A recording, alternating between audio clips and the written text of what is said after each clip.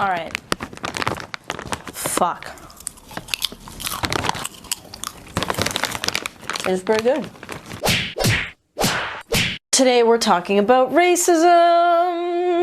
I feel like everybody's been jumping in on this one, and I kind of feel like I'm gonna be left out if I don't jump in on this one, so here we go. Today we're gonna be talking about racism, and are you a racist if you say racial slurs?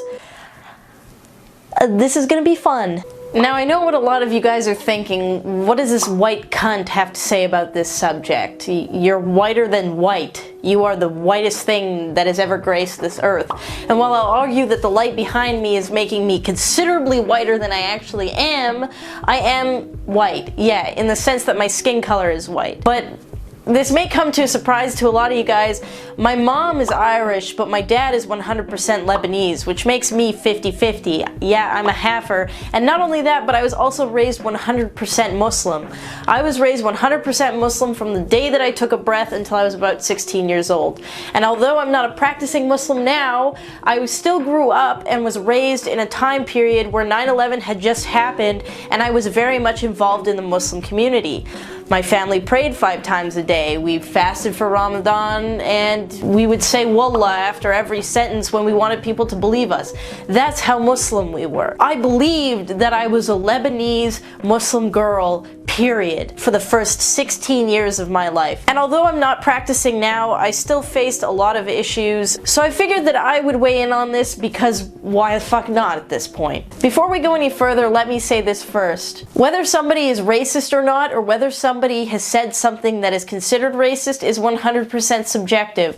We can argue all we want, but at the end of the day, other people's personal experiences versus your personal experiences is going to make the difference. These are just mine. Just throwing it out there. I would first like to say that context is everything, and when I mean everything, I mean everything. Furthermore, I believe that as an individual, you can choose to be upset by something or you can choose not to be upset by something. Again, returning back to the whole subjective thing. Now, I understand that there's a lot of people that believe being overly sensitive towards racist comments or racist jokes is combating racism, as if to say, I want to make it really clear that I'm not okay with this, so I can show that I support equality or support the idea that racism is bad. But I would actually argue that getting overly sensitive about jokes or about a word supports racism and supports racial tension more so than it helps. You create this taboo word or this taboo topic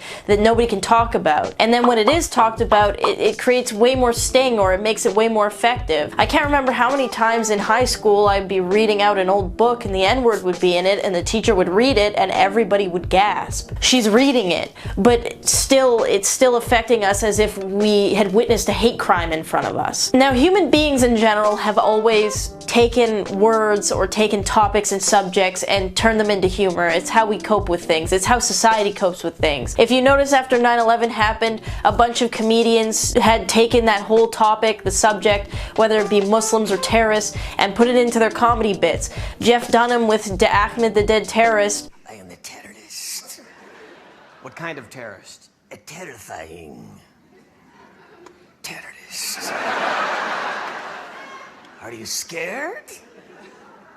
Not really, no. Or South Park with Imagination Land. Allah! Oh, fuck no!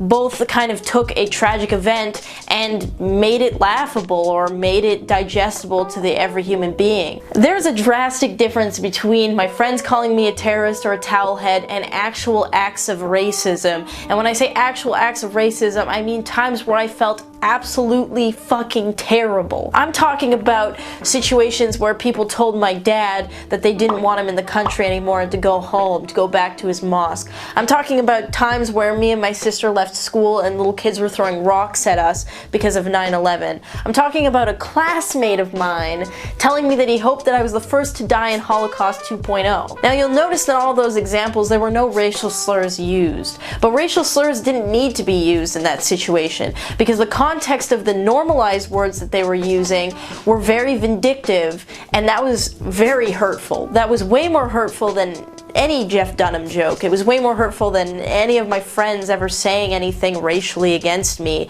It was meant to hurt me, and that's the whole point of what I'm trying to get at. Context is everything. It's not what you're saying, it's how you're saying it and who you're saying it to. And I think a lot of people are afraid to say that because they're afraid of being labeled a racist themselves for saying that it should be okay to say words like that. I would like to clarify that I'm not condoning any acts of racism. Do not do any acts of racism. Racism is bad. Trust me, I've been on the brunt end of it.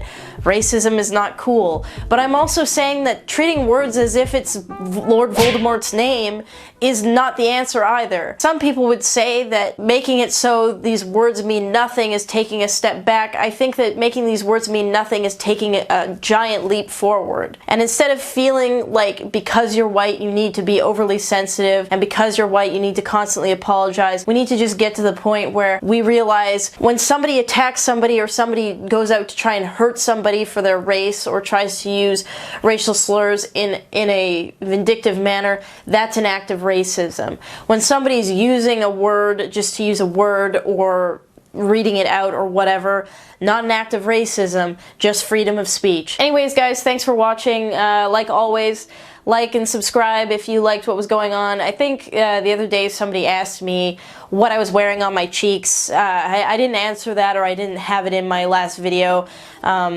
just to get girly at the end of the video. Alright, so this is more Too-Faced. The stuff that I'm wearing on my cheeks is, it's Too-Faced. It's like this heart-shaped stuff.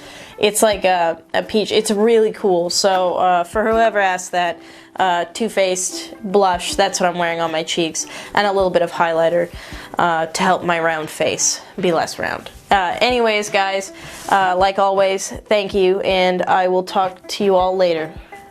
Another day.